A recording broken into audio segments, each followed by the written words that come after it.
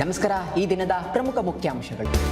ಬೆಂಗಳೂರು ನಗರದಲ್ಲಿ ಭಾರೀ ಮಳೆ, ಧರೆಗುರುಳಿದ ಮರಗಳು, ರಸ್ತೆಯಲ್ಲಿ ನೀರು ನಿಂತಿದ್ದರಿಂದ ವಾಹನ ಸಂಚಾರಕ್ಕೆ ತೊಡಕು. ತಾತ್ಕಾಲಿಕ ವಿದ್ಯುತ್ಗೆ ದುಪ್ಪಟ್ಟು ಶುಲ್ಕದ ಬರೆ, ಸುಮಾರು 3.5 ಲಕ್ಷ ಮನೆಗಳಿಗೆ ತಾತ್ಕಾಲಿಕ ವಿದ್ಯುತ್ ಸಂಪರ್ಕ. ಮತ ಹಕ್ಕು ರಕ್ಷಣೆಗೆ ಸರ್ಕಾರ ಚಿತ್ತ, ಪಾರದರ್ಶಕ ಎಸ್ಐಆರ್ ಕುರಿತು ಸುಪ್ರೀಂ ಕೋರ್ಟ್ ಮೆಟ್ಟಿಲತ್ತಲು ಚಿಂತನೆ. ನೀಟ್ ಪರೀಕ್ಷೆ ರದ್ದು ಮಾಡಿ ರಾಜ್ಯಕ್ಕೆ ಅಧಿಕಾರ ಕೊಡಿ, 10 ವರ್ಷದಲ್ಲಿ 5 ಬಾರಿ ಪ್ರಶ್ನೆ ಪತ್ರಿಕೆ ಸೋರಿಕೆ, ಸಿಎಂ ಸಿದ್ದರಾಮಯ್ಯ ಕಿಡಿ. ರಾಜ್ಯ ಯುವ ಕಾಂಗ್ರೆಸ್ನಿಂದ ಸಮಾವೇಶ.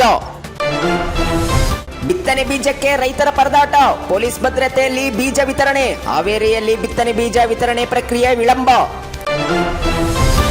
ವಿದೇಶಿ ಡ್ರಗ್ಸ್ ಪೆಡ್ಲರ್ಗಳ ಗಡಿಪಾರು, ಪ್ರಕರಣ ದಾಖಲು ಬದಲು ಹೊಸ ಉಪಕ್ರಮಕ್ಕೆ ಮುಂದಾದ ಬೆಂಗಳೂರು ಪೊಲೀಸರು. ಅಮೆರಿಕ ಪ್ರಶ್ನೆಗಳಿಗೆ ವಂಚನೆ, ಹೊರ ರಾಜ್ಯದ 2 ಬಂಧನ, 4 ಖಾತೆಗಳಲ್ಲಿ 40 ಕೋಟಿ ವರ್ಗ.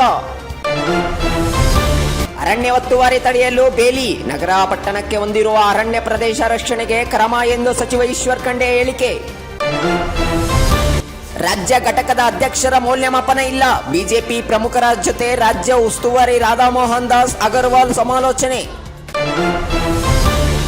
ಪೊಲೀಸ್ ಅಧಿಕಾರಿ ಸಿಬ್ಬಂದಿ ವಿರುದ್ಧ ತನಿಖೆಗೆ ಆದೇಶ, ನಗರ ಪೊಲೀಸ್ ಕಮಿಷನರ್ಗೆ ಗೃಹ ಸಚಿವ ಪರಮೇಶ್ವರ್ ಆದೇಶ. ತಲೆಬುರಡೆ ಹೊರತೆಗೆದ ದೃಶ್ಯ ಮರುಸೃಷ್ಟಿ, ವಿಧಿವಿಜ್ಞಾನ ತಂಡದ ಜೊತೆ ಮತ್ತೆ ಕಾಡಿಗೆ ತೆರಳಿದ ಎಸ್ಐಟಿ, ಧರ್ಮಸ್ಥಳ ಬಂಗ್ಲೆಗುಡ್ಡೆ ಕಾಡಿನಲ್ಲಿ ತನಿಖೆ ಪ್ರಕ್ರಿಯೆ. ಕಾಕ್ರೋಚ್ ಜನತಾ ಪಾರ್ಟಿ ಡಿಜಿಟಲ್ ಸಂಚಲನ, ನೇಪಾಳದಲ್ಲಿ ನಡೆದ ಜೆನ್ಜಿ ಹೋರಾಟ, ನಮ್ಮ ದೇಶದಲ್ಲೂ ನಡೆಯುತ್ತಾ ಜೆನ್ಜಿ ಕ್ರಾಂತಿ.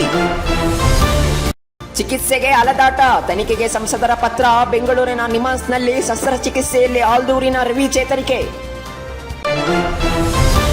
ಲ್ಯಾಂಡಿಂಗ್ ವೇಳೆ ವಿಮಾನ ಅವಘಡ, ದೇವನಹಳ್ಳಿ ಏರ್ಪೋರ್ಟ್ನಲ್ಲಿ ತಪ್ಪಿದ ದುರಂತ, ವಿಮಾನ ಇಂಜಿನ್ನಲ್ಲಿ ಬೆಂಕಿ.